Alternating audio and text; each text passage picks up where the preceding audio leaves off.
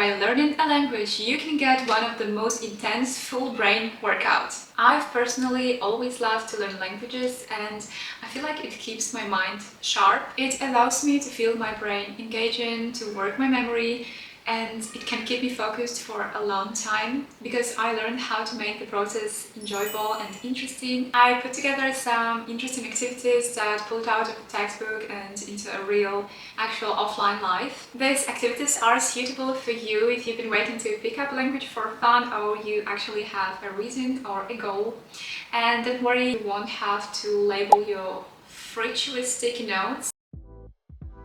When I was in Poland, I attended local yoga classes, both in Polish and in English. When I moved to Denmark, I started to attend Pilates. They are really fun, but also it's a proven method by science to memorize words, because we listen and engage our motor memory at the same time. And recently I also started online classes. You can literally Google any workout type you like. You can choose any time when you want to exercise, for how long.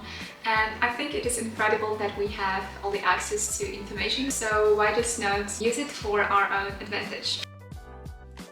Something similar to this is to discover a new recipe from your favorite cuisine in another language.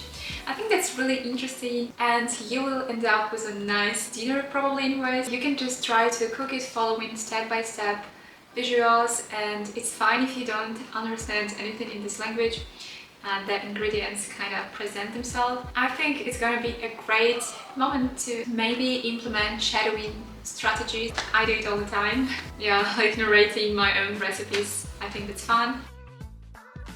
There are so many ways to get into a speaking club, whether online or in your hometown. In bigger cities, you always have communities like international organizations, but you can also find a study buddy or people in your country who want to learn the same language as you, and just have weekly Zoom meetings discussing interesting topics of your choice, so it's actually engaging for you. And if you're meeting with people in person, it can also be a great occasion to play board games. Some of them are very easy, like meme games, where you just kind of naturally understand what's going on.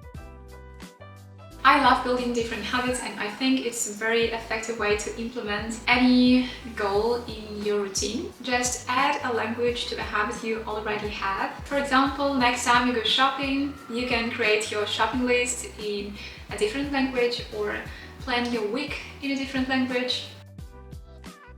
If you are further along in the language, I think a good idea is to start writing more. Activities like crosswords or journaling is always a good idea for training your brain and learning like the language at the same time. For example, writing a letter to someone. It might be an exchange partner, but if you really think about it, you can write a letter to your future self, to your younger self. You can write a love letter that no one's gonna see. By the way, 4 years ago, I couldn't speak any English, despite of learning it a decade in the school. Journaling and writing exercises is what actually helped me to turn all my passive knowledge from the school into active vocabulary, active speech, and use it in real life. That's why I made a whole separate video about my favorite writing exercises. You're welcome to check that out. And for today, I challenge you to pick just one word and try to use it 10 times in a conversation, or in your thoughts while texting a friend, or when you're Googling something. It doesn't matter, just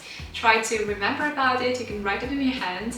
The more we see something, the more we repeat, the easier it becomes for us to actually use the word. I wish you the best of luck in your language journey, and I hope to see you in my next videos.